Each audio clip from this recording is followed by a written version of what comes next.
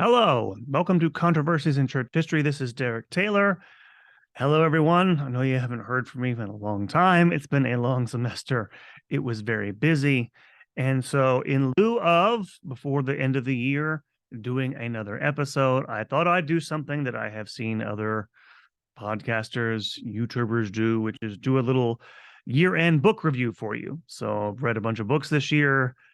These are the ones basically that I have finished. If this is not necessarily connected with Controversies in Church History, if you're listening to this, I do have a Substack, and I'm going to post this on there. It's kind of a mixed mishmash of things. I also have a podcast on the history of the Catholic Church, but I'm kind of lumping all this together because this is just my reading for this year. Some of it you'll see was based on stuff I've written, which I'll talk about. And or stuff that I've done for my classes. So let's give you some good books. I've read some books. Some of these books I, assigned for my classes because I wanted to read them myself, as you'll see. And so just a little book quick year-end book review for you.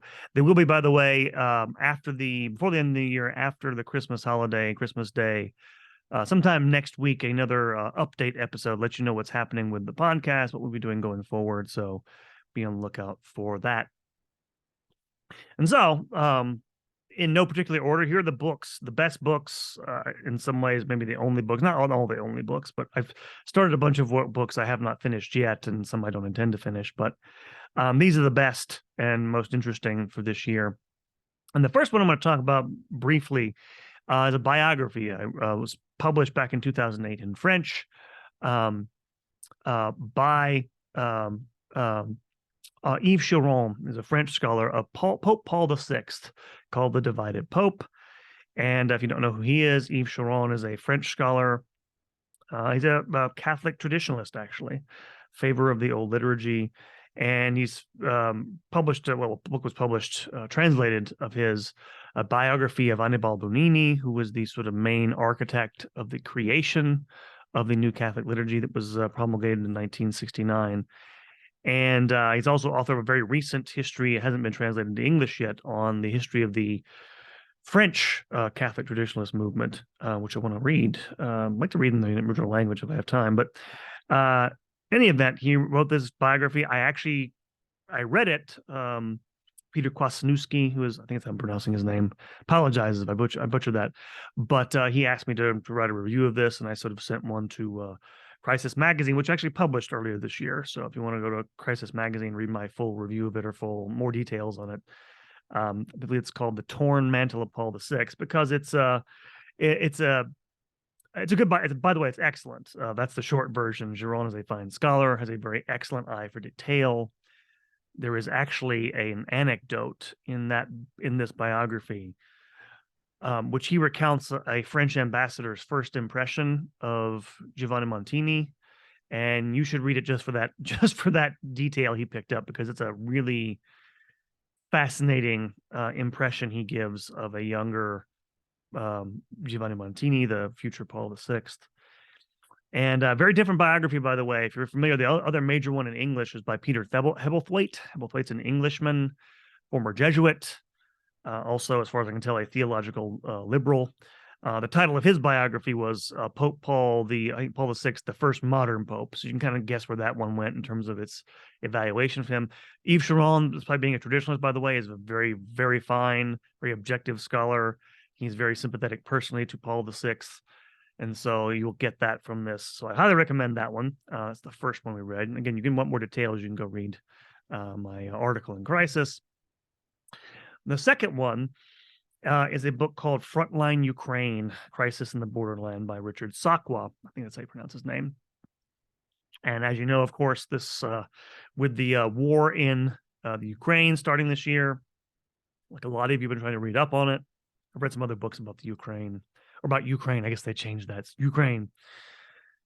And Sakwa is a Polishman by birth, but he works in Britain. He's an emeritus professor of politics at the University of Kent. And he gives a background, some historical background, and the history of Ukraine from its independence in 1991 up till 2014. It's published in 2015, by the way. Chiron's book was published this year, but this one, 2015, the year after the so-called Euromaidan revolution of 2014 drove out of office a friendly Viktor Yanukovych, who was sort of friendly to Russia, and installed a different government. And as you know, there's a big debate about this. People, basically there's more than two sides, but the bigger picture is most people, United States, foreign policy establishment, media, that, this was a totally unprovoked war, that Vladimir Putin's the sort of moral equivalent of Adolf Hitler, which it is, by the way, an aggressive and illegal war. I don't think anyone with a brain would deny that. But Sakwa is arguing the opposite, that the breakdown of relationships in Ukraine is actually due to the United States and to its Atlantic allies in Europe, and their expansionist policies, particularly with regards to NATO. You've probably heard this if you've listened to, oh God, I can't remember the man's name. I've let all these, brain will come back to me. I've died, but he's the major, John Mearsheimer is the one that has this thesis, but basically that the United States expanding NATO right up to Russia's borders provoked it into this sort of thing. And he lays the blame at them, and he lays the blame partly because we know now the United States government was behind, they supported the overthrow of the Yanukovych government in 2014. And what I can tell from reading the book, Sakwa is a liberal sort of internationalist type, and he portrays that 2014 revolution as being, both sponsored by the Americans, but also one that was intended to create a Western-style liberal democracy, rejection of the sort of, oligarchism that tends to dominate Ukraine. Oligarchs still today dominate Ukraine, and reject that in favor of, better government. Really, it was a revolution against corruption, which is rife, obviously, in Ukraine, but also one that was hijacked by far-right elements in Ukraine. And again, if you were willing to think outside the dominant narrative and see Russia as a, again, I don't know, use for Russia, it's a corrupt state, it's a, oligarchy, it's a autocracy or whatever, but still being as a rational actor, it's acting in its own interest rather than being ruled by a bloodthirsty, crazy person, which is how Putin's depicted in the media. It's a good introduction. He comes out against all that. He doesn't think Putin's around. He doesn't think Putin's a good guy. He's not saying yay for all the interference that, Russia, Russia doesn't have a right to go bully its neighbors.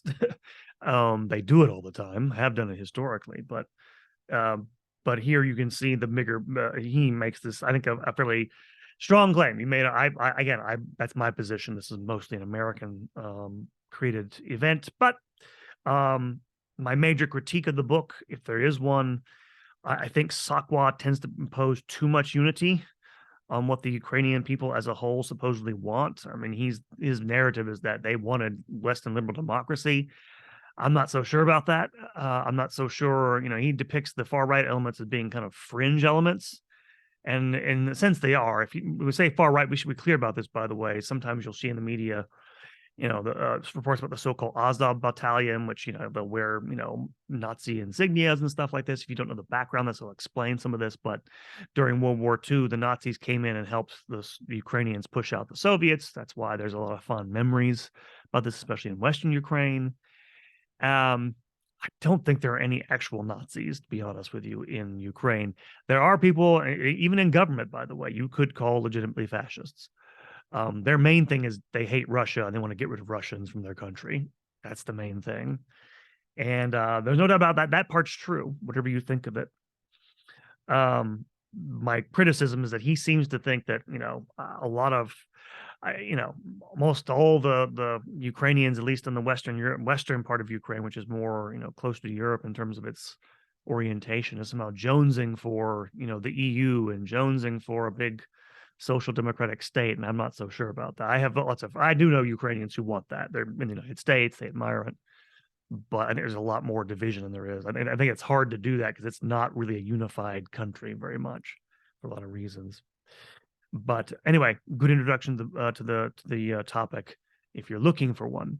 So that's Frontline Ukraine. The second one, Third book, shift to fiction here, is a novel by Kazuo Ishiguro, KLARA and the Sun, a novel. Which, if you don't know who Ishiguro is, he is a Nobel Prize winner. He's, I believe, he's ethnically Japanese. I think British by birth, if memory serves, the dull memory. I think he's a Christian of some sort, so maybe relevant to this, maybe not. But the novel published this past year, I think it's 2022 or maybe 2021. I don't have them on my notes, but the tale of I guess you could call it a robot or an android. I guess a robot, more like it, named Clara, who is chosen by a young girl named Josie to be her companion. And Josie in this story suffers from a mysterious illness, and she's chosen to be a companion for reasons for several reasons, but it'll come clear about the book. There are other reasons for this. And the action of the story seems to take place in a near future in which human beings are fairly openly genetically modified, like like from birth, they're, I guess, before birth, I guess. And that those who don't measure up intellectually are sort of put on a different career track. This is the case. There's a character who's kind of her friend, boyfriend. It's kind of ambiguous in the story, named Rick. He's one of these people who wasn't genetically modified, so he's on a different track, with the implication, I guess, that rich people can genetically modify their children to make them more successful, that sort of thing. So this is the kind of background for this. And so it's obviously exploring the theme of what it means to be human, and can our machines, whatever AI, I guess, approximate human nature. It's pretty good at bringing that stuff to the fore. The story itself, I have to say, I didn't find exactly riveting. Again, I was busy this year with a lot of work, especially this semester. I picked it back down when I could. And I don't think Ishiguro has a whole lot to say that's all that earth-shattering about these themes, to be honest with you. But he doesn't get onto a soapbox. There's none of that. It's a relatively well-told story.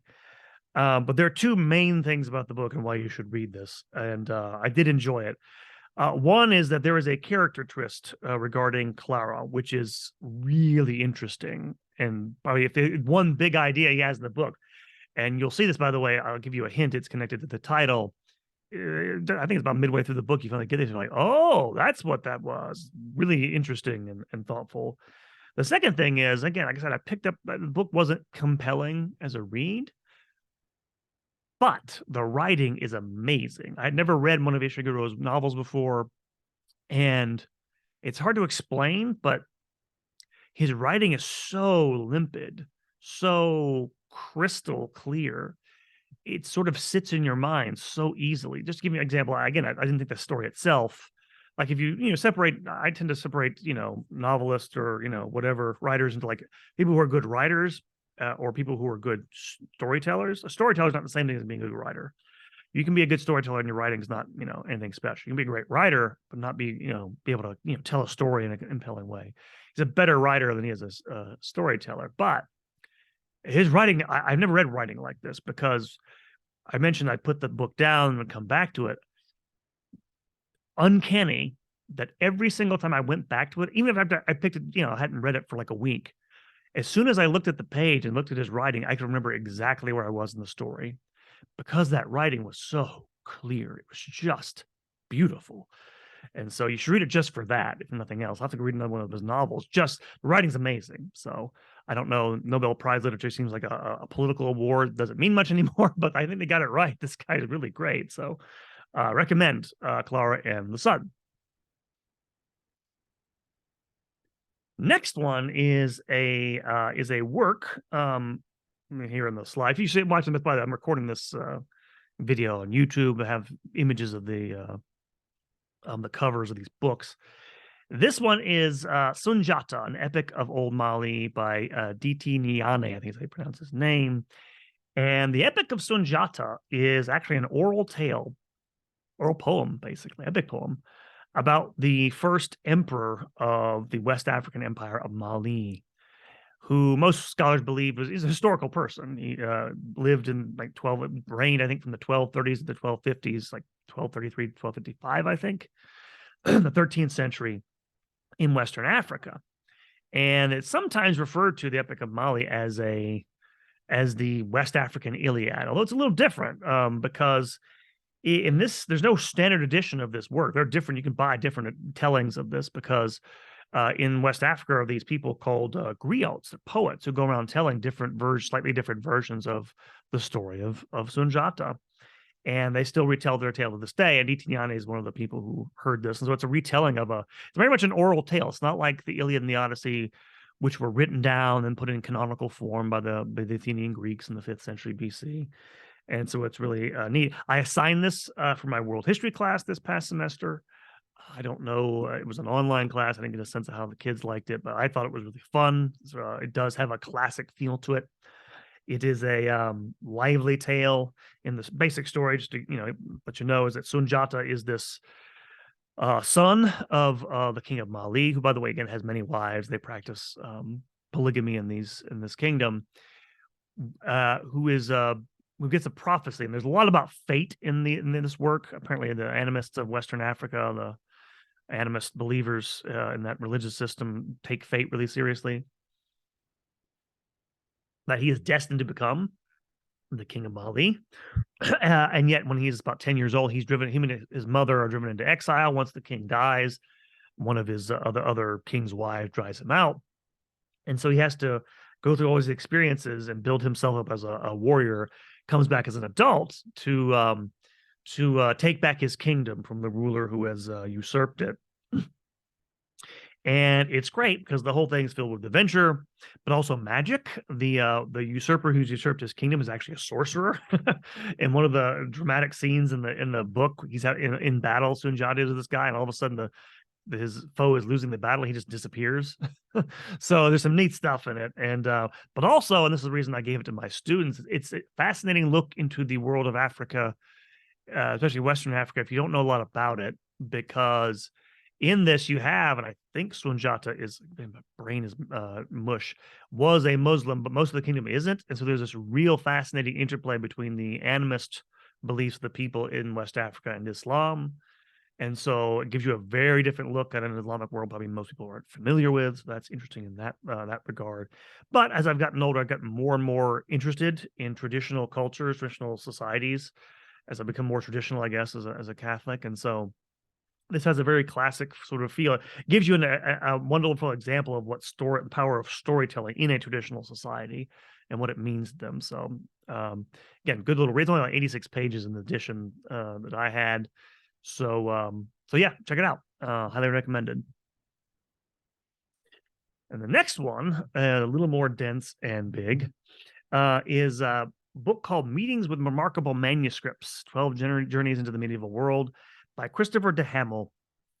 Hamel's a librarian, as a fellow of Corpus Christi College, Cambridge, and the librarian of the Parker Library there. And so he deals with manuscripts, really old, beautiful manuscripts. And so there's about medieval manuscripts, particularly illuminated ones with lots of images, but also, illuminated in terms of, script and writing in the Middle Ages. And so in the book, he basically details his travels around Europe, discovering the provenance, the history, and the artistic heritage of 12 of these really amazing illuminated manuscripts.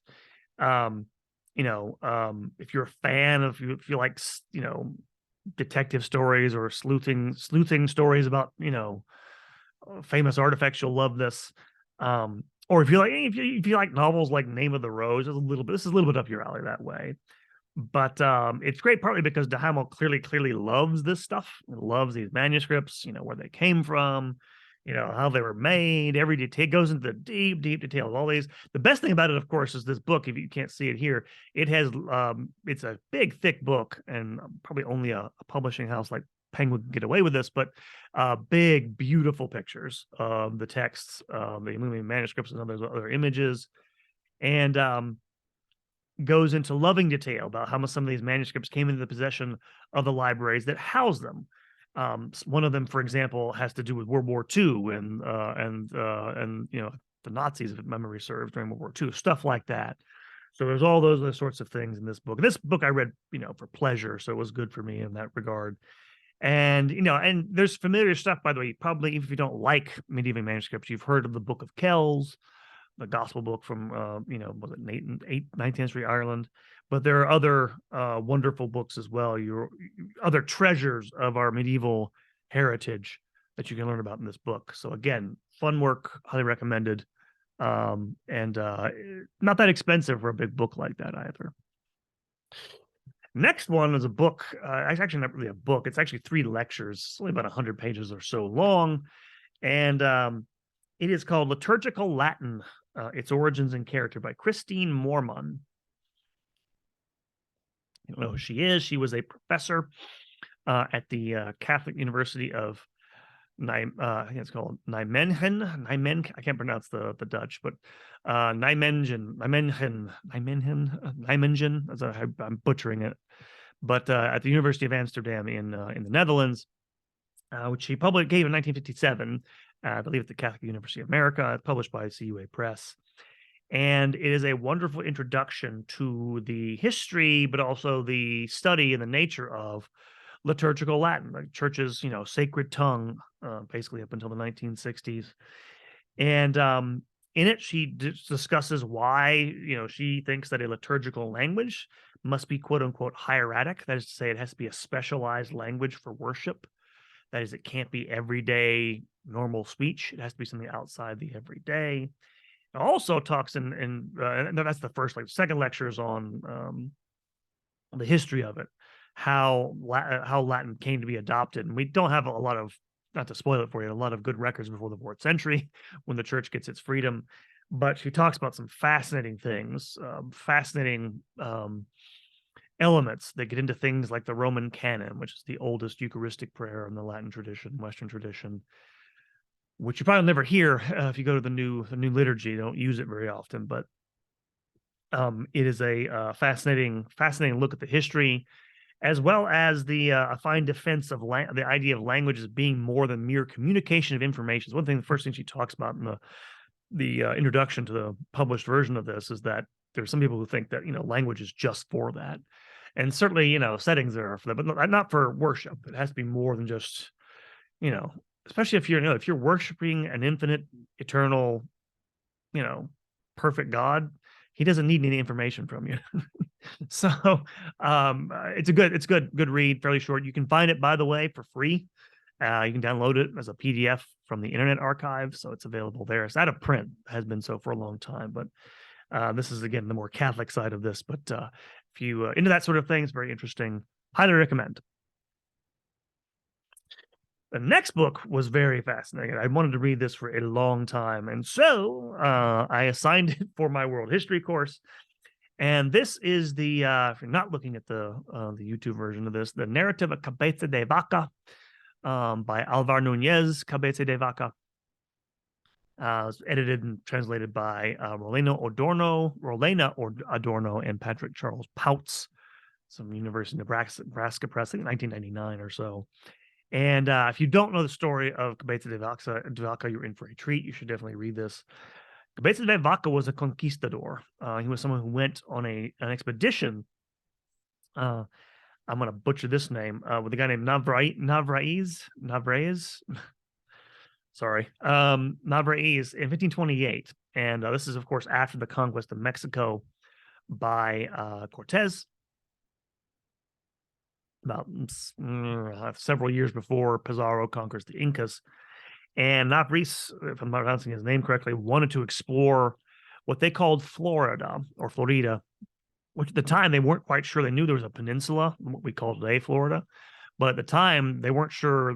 They thought it was still almost like part of northeastern Mexico. So they're looking for the northeastern coast of Mexico, and they left from Cuba, but they got blown off course by a storm and landed in what is today my hometown of Tampa, Florida. And went inland trying to contact Indians. They ran into Indians who were hostile. They ran out of supplies. They eventually split up.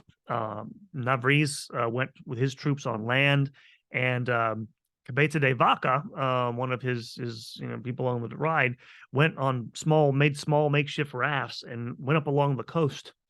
And by the time they got to, they go way up the Florida coast to get to present day Texas, effectively. By the time they get there, almost everybody's died on the expedition except for 4 people, including Cabeza de Vaca.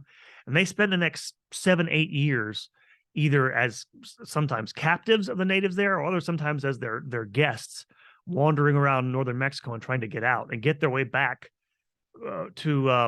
New Spain, or to Mexico, Tenochtitlan, Mexico City, modern day Mexico City. And so they're gone for almost 10 years. They only finally show up back in Spanish territory in 1537, make it back to Mexico City in 1537, those four men. And an amazing story in which you have the first descriptions by a European of, large parts of North America, the Florida coast. They'd been found by Ponce de Leon in 1513, but of the Northwest coast, parts of, what would be Alabama, Mississippi, and Louisiana today, of Indians in those areas, of plants and animal life, the first description by Europeans of American bison, stuff like this. And an amazing narrative. And I give it to my students partly because it's about world history. And of course, we cover the Spanish conquest of the Americas. And again, you usually get a fairly, I think it's safe to say, politicized version of this, about how this went about. And again, some of that's actually true. And conquest is usually a brutal thing. But the narrative of Cabeza de Vaca is, of course, very different because he spends his time for many years. And by the way, when I say he spends his time among these natives, their clothes, get basically they get destroyed over time. They spend most of their time, he says, amongst these people almost completely naked for like years on end, living like the natives do. And so it's this total reversal of what your image is of the conquest, where he's at certain points at the mercy of these people. Other points he's saved by them. Other points, by the way, they save them. This is why this is it's like a great adventure story, which has this immense anthropological interest. Because at one point in the story, several points, these Indians, especially the ones that come into Texas, they think these Europeans are healers, so they ask them to heal them. And so these are Cabeza de Vaca is a believing Catholic, and so he's horrified by this idea they're going to do some sort of witchcraft or something. So they go around making the sign of the cross over the people and saying Hail Marys and stuff. These people get healed.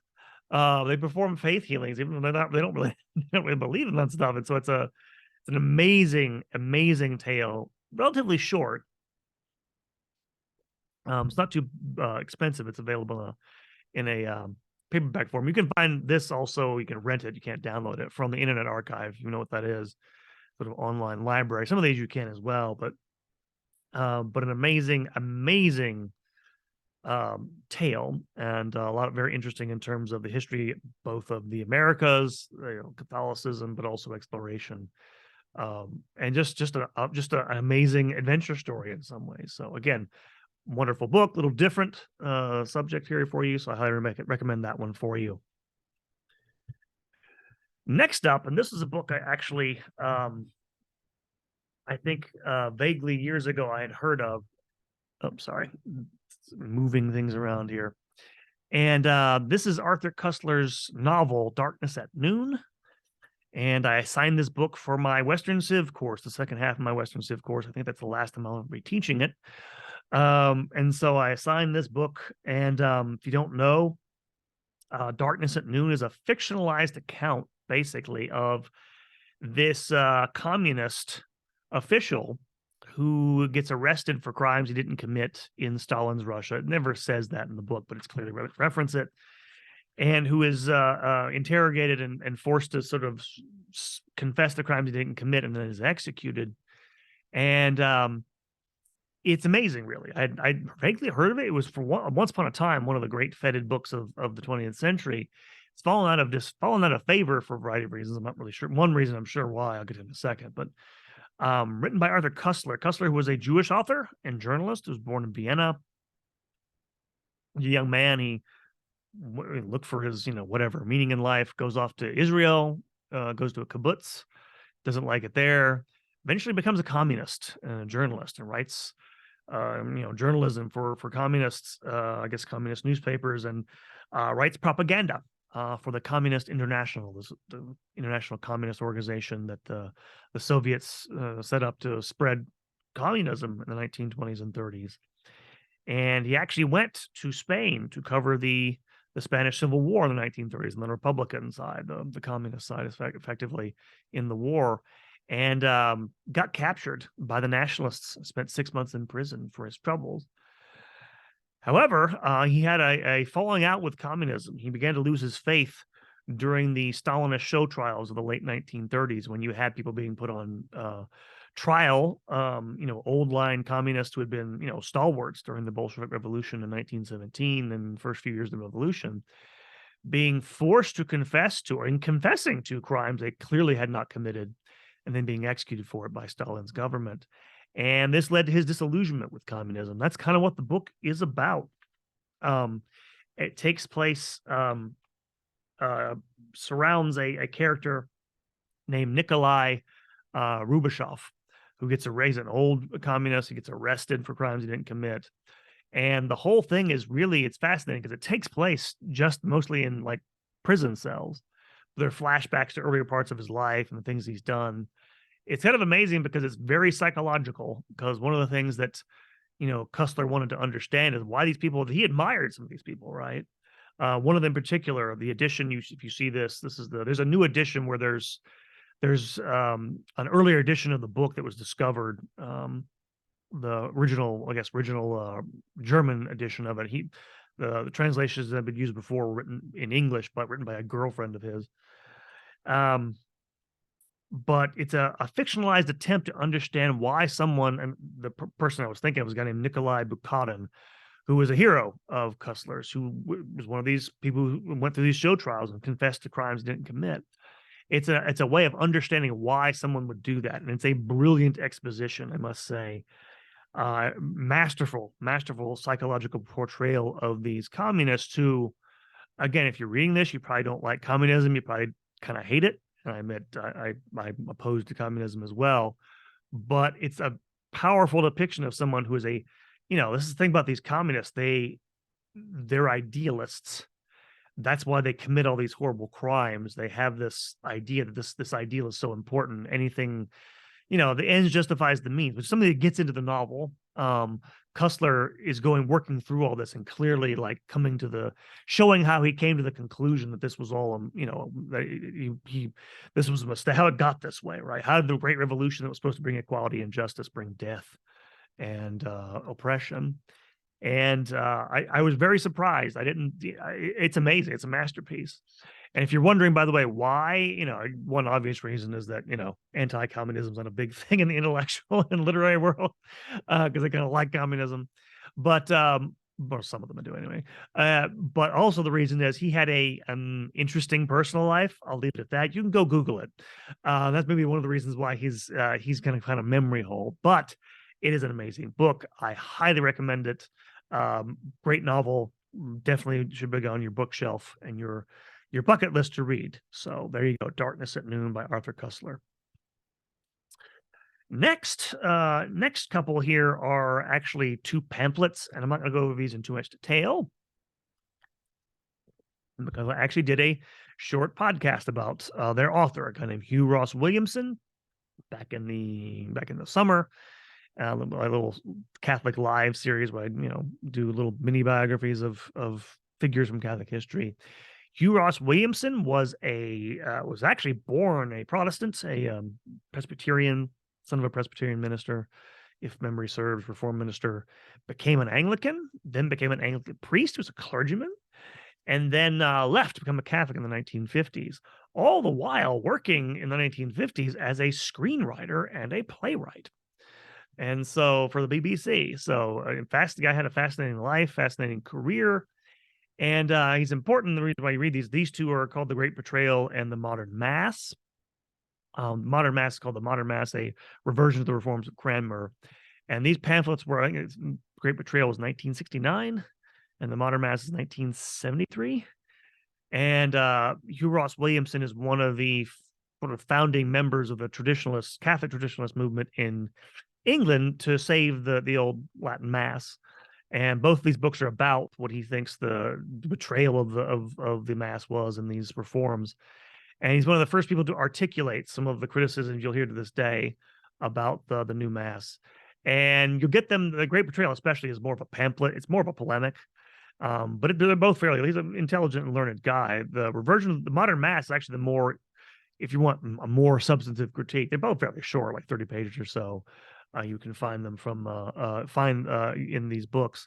Again, won't go into this too much detail. I talked about this already on that podcast. You can find both of these, however, if you're interested in this sort of thing. Again, can't download them, but you can rent them from the Internet Archive. So lots of stuff on there if you want to find it. But The Great Betrayal and the Reversion to the Reforms and the Modern Mass by Hugh Ross Williamson. There is someone has republished both of these as a book if you want to buy it. But very good stuff if you want to know more about early criticisms about the changes in the Mass that were made in the 1960s. Second to last book here is one, again, took me most of the year to get through. I wish I'd read it in one, more continuous setting. But this is a modern alliterative verse translation of what's sometimes called The Vision of Piers Plowman. This is Piers Plowman by William Langland, translated by E. Tabbitt Donaldson. So, and that's the edition, and it's a sort of compilation of the three different texts. There are actually three different versions of this that come down from the Middle Ages. If you don't know, The Vision of Piers the Plowman is a medieval dream poem. This happens sometimes in medieval poetry where in an allegorical setting, the narrator of the poem will fall into a deep sleep and go through these allegorical visions and stuff like this. And this is what this is a series of visions. Most scholars written by a layman named William Langland, sometime in late 14th century England, originally written in Middle English. This one's a translation. And it's an allegorical depiction of the church at the time. And the main character goes, across the country, and then falls asleep and dreams, and gets up and falls asleep and dreams, then dreams within a dream, and it goes all this other stuff. It's kind of weird. Seeking how to live a good Christian life in what seems like a corrupt world. It's very critical, is Piers the Plowman, of the worldliness and the corruption in the church, especially of the clergy. And it poses as a sort of alternative to the corruption of the church, this figure called Piers the Plowman, kind of like an everyman who's a stand-in for Christ. And so he goes around searching for Piers the Plowman, not just Piers the Plowman, but how to find, these allegorical virtues that he talks about and everything in the work. And it can be kind of hard going at times, but it's really fascinating for a couple of reasons. And one is that he's highly critical of the institutional church, but he's for the most part fairly conservative and orthodox. This isn't some medieval heretic. This isn't necessarily, this isn't a proto-Luther, but it is very critical. And there are some points where he disagrees with that contemporary church in his day. And one of the things he actually talks about explicitly toward the end of this poem is that he opposes the idea that the unbaptized automatically go to hell, which was the current understanding at the time in the Middle Ages. On the other hand, it's very much in a, concern with orthodoxy and things like this. This is one of the reasons I wanted to read it. Was we're going through a period today where there's a lot of corruption in the church and the hierarchy, a seeming abandonment of the church's teaching on a lot of things. And so someone who, was critical but didn't abandon the church was interesting to me, but also because it's kind of just because of what it says about, how the Catholic faith gets embodied in a culture like this.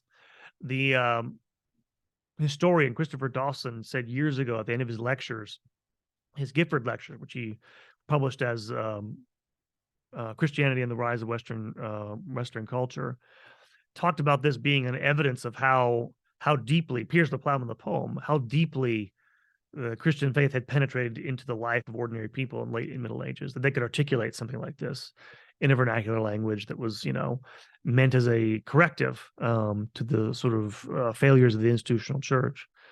And so there was something neat about it, but it's not, it didn't go the way of the Reformation.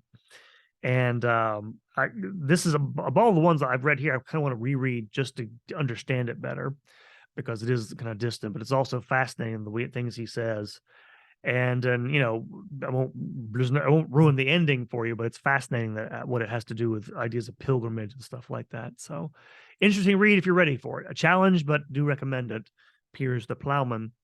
And then finally, last one. This is the first one I read this year, I think. I got finished anyway. And this is a book that's published back in 2020 called The Hard Hat Riot. Nixon, New York City, and the Dawn of the White Working Class Revolution by David Paul Kuhn. David Paul Kuhn is a writer and journalist. I believe was for CBS for a while. He lives in New York City. And he wrote this very, very dramatic, but meticulously detailed,